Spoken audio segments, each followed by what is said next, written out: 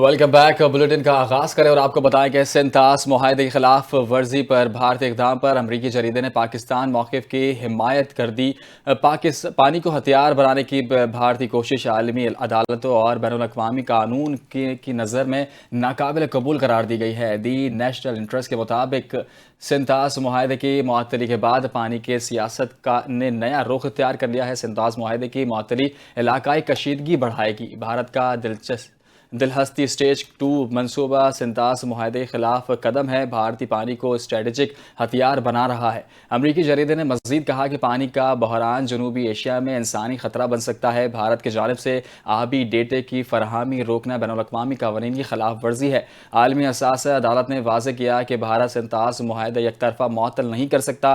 سنتاس معاہدہ جنوبی ایشیا میں فوڈ سیکیورٹی کی بنیاد ضمانت ہے۔ قانونی طور پر مغربی دریاؤں کا پانی پاکستان کے لیے مہیا کرنا بھارت پر لازم ہے۔ اب آپ کو بتائیں کہ سرگودا میں شدید دھند کے باعث ٹرک کو حادثہ پیش آیا ہے، جس کے نتیجے میں 14 افراد جاں بحق جبکہ کئی زخمی ہو گئے۔ ریسکیو ذرائع کے مطابق سرگودا کی تحصیل کوٹ مومن کے علاقے گلا پور بنگلہ کے قریب 23 افراد منی ٹرک میں سوار ہو کر جا رہے تھے، تاہم شدید دھند کے باعث حد نگاہ کم ہونے پر منی ٹرک سڑک سے اتر کر خشک نہر میں جا گرا۔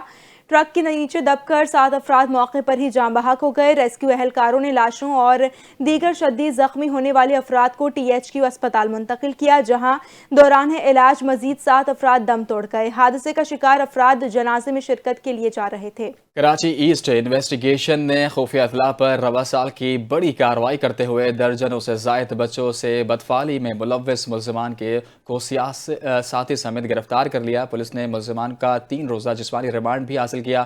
SSP انویسٹیگیشن ایسٹ عثمان کے مطابق خصوصی تحقیقاتی ٹیم نے متاثرہ بچوں کی نشاندہی پر ٹیپو سلطان کے علاقے میں کامیاب کارروائی کی۔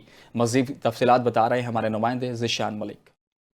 جی بالکل، قیامت خود بتائے گی قیامت کیوں ضروری تھی۔ چھوٹے بچوں سے جنسی بدفعلی کرنے والا جو 2 درندے ہیں، مبینہ طور پر جو ملزمان ہیں، وہ انویسٹیگیشن ایسٹ پولیس کی جانب سے جو ہے گرفتار کر دیے گئے ہیں۔ اس کا بیک گراؤنڈ یہ ہے کہ ایڈیشنل IG کراچی آزاد خان کی ہدایات کے اوپر ایک اسپیشل انویسٹیگیشن ٹیم جو ہے وہ قائم کی گئی تھی، جو گزشتہ 7 سال سے بچوں کے ساتھ جو بدفعلی کے کیسز تھے وہ رونما ہو رہے تھے۔ کراچی کے مختلف علاقوں میں FIRs ہو رہی تھی، اور اس میں جو انکشاف سامنے آیا تھا فورنزک ڈپارٹمنٹ کی جانب سے کہ جو ہے وہ DNA رپورٹ جو ہے وہ ایک ہی بندے کے DNA کی طرف اشارہ کرتی ہوئی دکھائی دیتی تھی۔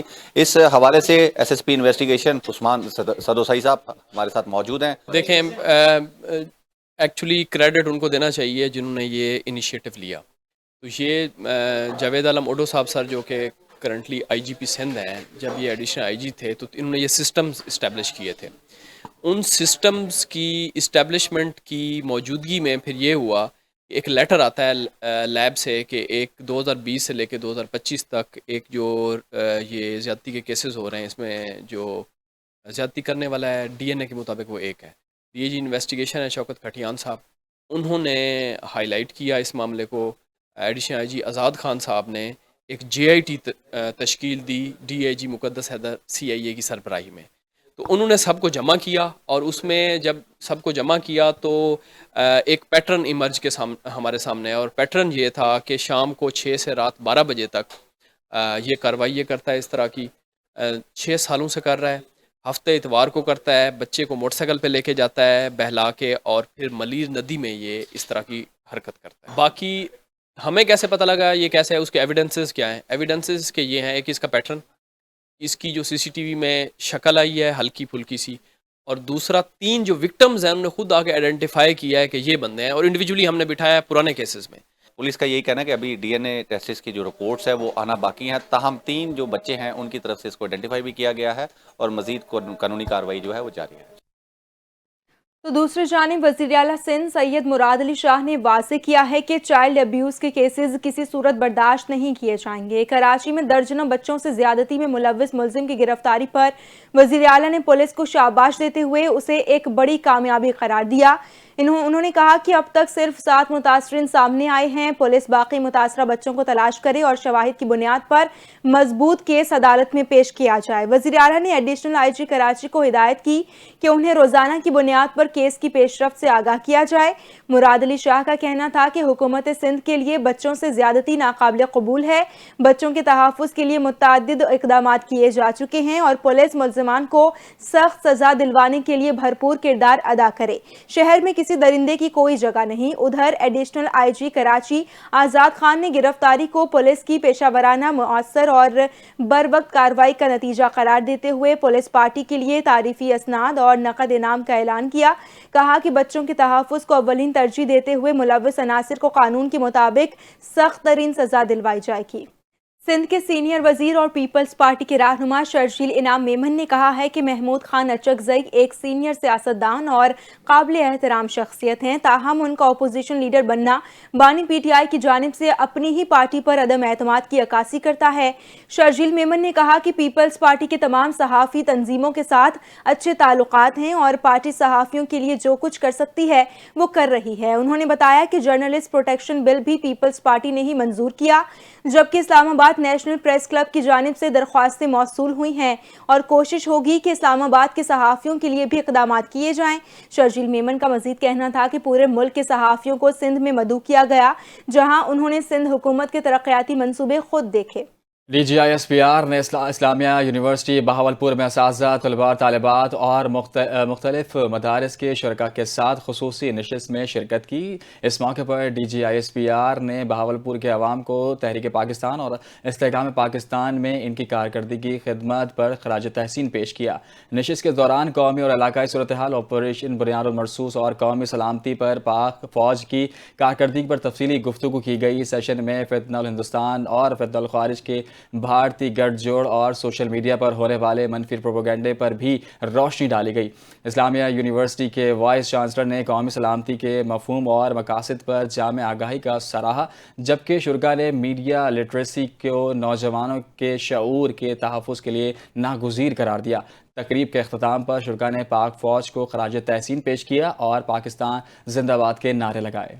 पाकिस्तान कस्टम्स ने जिना इंटरनेशनल एयरपोर्ट कराची पर सोने की स्मगलिंग की 2 बड़ी कोशिशें नाकाम बना दी हैं। FBR के मुताबिक कस्टम्स हुक्काम ने 2 अलग कार्रवाइयों के दौरान 100 तोला सोना, 10 सोने की ईंटें और 11,900 अमरीकी डॉलर बरामद कर लिए। जब्त की गई अशिया की मजमूई मालियत 5,06,82,000 रुपए बताई गई है।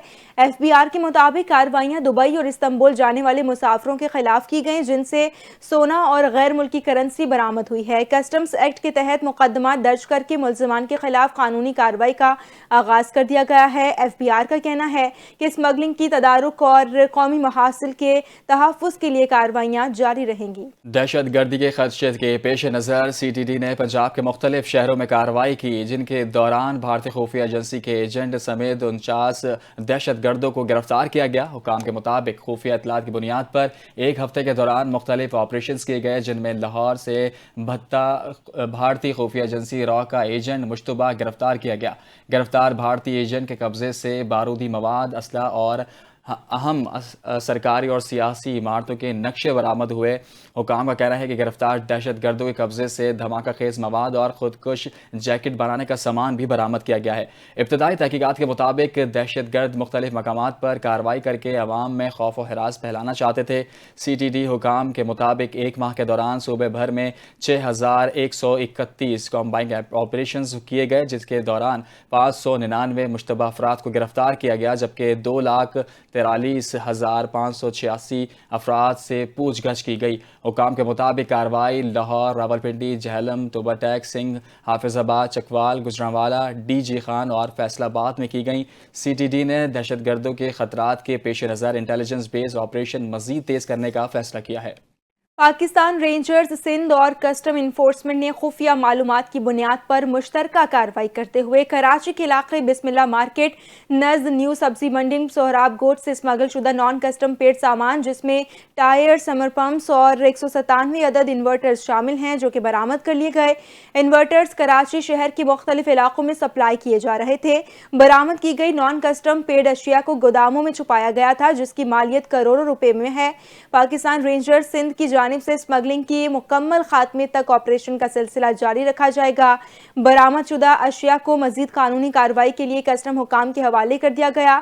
عوام سے اپیل ہے کہ جرائم اور اسمگلنگ کے خاتمے کے لیے ایسے عناصر کے بارے میں اطلاع فوری طور پر قریبی rangers check post, rangers help line یا رینجرز مددگار واٹس ایپ نمبر پر کال یا SMS کے ذریعے دیں۔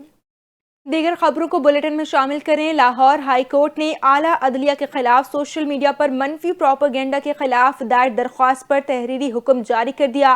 جسٹس علی ضیاء باجوہ نے گزشتہ سماعت کا تحریری حکم جاری کرتے ہوئے کہا کہ قانون نافذ کرنے والے ادارے عدلیہ کے خلاف منفی مہم اور عوام میں عدلیہ کا اعتماد کم کرنے کا باعث بننے والے افراد کے خلاف کارروائی کریں۔ تحریری حکم میں واضح کیا گیا ہے کہ یہ کارروائی جائز تنقید کو خاموش کرانے کے لیے نہیں بلکہ ادارے کی تکریم اور خود مختاری کے تحفظ کے لیے ہے۔ عدالت نے کہا کہ تمام اداروں کی طرح عدلیہ بھی جائز تنقید کے معاملے پر کھلی سوچ رکھتی ہے اور عدالتی فیصلوں پر علمی، پیشہ ورانہ اور عوامی سطح پر تنقید کی جا سکتی ہے۔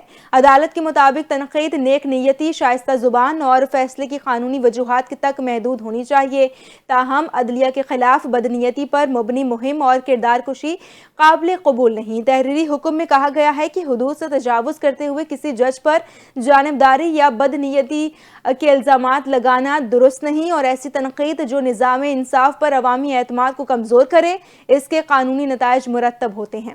بلوچستان کے باصلاحیت طالب علم محمد سرفراز نے تحقیق کے عالمی سطح پر نمایاں پذیرائی حاصل کی۔ محمد سرفراز نے کیلے کے تنے سے قدرتی فائبر تیار کر کے discover natural fibre initiative award اپنے نام کر لیا۔ اس ایوارڈ کا اعلان جرمن کے شہر فرینکفرٹ میں منعقد ہوم ٹیکسٹائل کی عالمی نمائش ہوم ٹیکسٹائل کے موقع پر کیا گیا۔ اس عالمی مقابلے میں دنیا بھر سے 100 سے زائد تحقیقی ادارے، کمپنیاں اور تعلیمی اداروں نے شرکت کی۔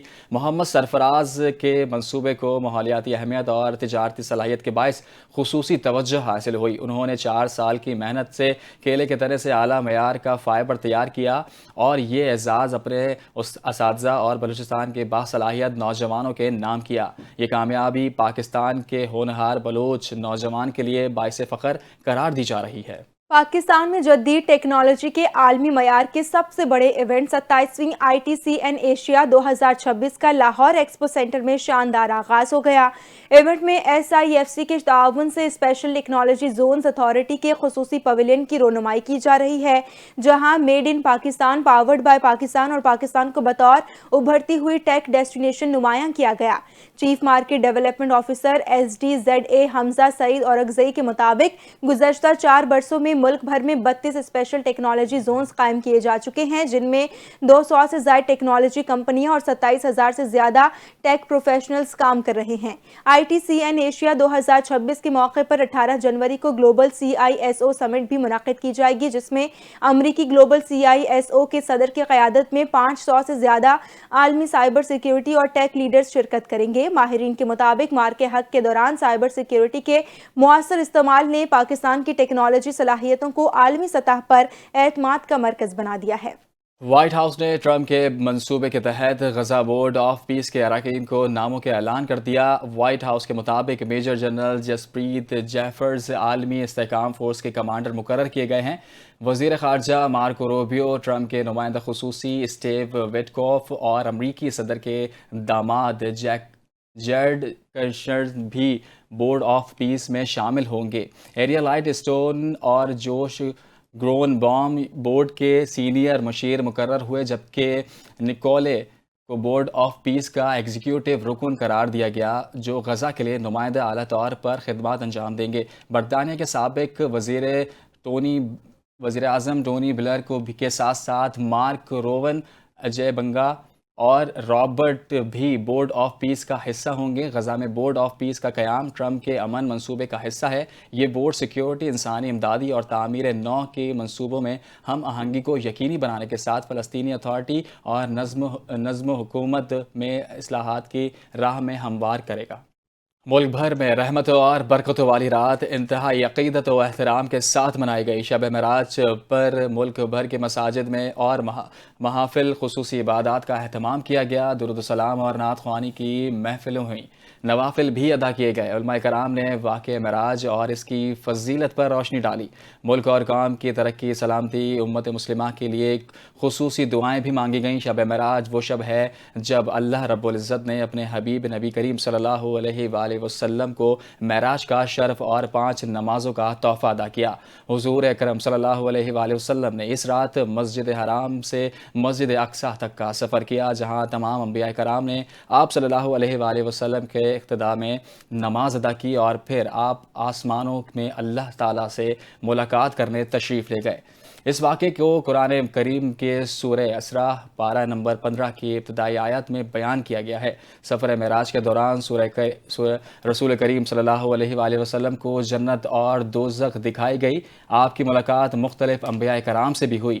اسی سفر میں امت محمدیہ پر نمازیں بھی فرض ہوئیں۔ یہی وجہ ہے کہ اس شب خصوصی عبادت کا اہتمام کیا جاتا ہے۔ اور اب رخ کریں کھیل کے میدان کا۔ پاکستان کرکٹ بورڈ کے چیئرمین محسن نقوی نے پی ایس ایل کے گورننگ کونسل اجلاس میں کھلاڑیوں کی معاوضے بڑھانے کی بھرپور وکالت کر دی ہے۔ ذرائع کے مطابق P S L governing council اجلاس میں چیئرمین نے ٹیم مالکان کو کھلاڑیوں کی معاوضے بڑھانے کا مشورہ دیا ہے۔ ذرائع کے مطابق chairman P C B Mohsin Naqvi نے کہا ہے کہ وہ چاہتے ہیں ٹیموں کی مارکیٹ ویلیو بڑھنے کے بعد اب کھلاڑیوں کی معاوضوں میں بھی اضافہ ہو۔ ذرائع کے مطابق اجلاس میں محسن نقوی نے ٹیموں کی طرح کھلاڑیوں کی بھی آکشن کی تجویز دی اور کہا کہ پی ایس ایل 11 کے ڈرافٹ میں کھلاڑیوں کی آکشن کرا لیں اور اپنی مرضی سے پلیئرز اٹھا لیں، جس سے کھلاڑیوں کا فائدہ ہوگا۔ ذرائع نے بتایا ہے کہ محسن نقوی نے 2 نئی ٹیموں کو کھلاڑی چننے کے لیے یکساں مواقع دینے پر زور دیا ہے۔ ورکنگ کمیٹی کے اجلاس میں پرانی ٹیموں کی جانب سے کھلاڑیوں کی ریٹینشن پر بھی بحث کا امکان ہے۔ اسی کے ساتھ نیوز بلیٹن سے فی الوقت اتنا ہی۔ مزید اپڈیٹس کے لیے آپ دیکھتے رہیے NTN نیوز۔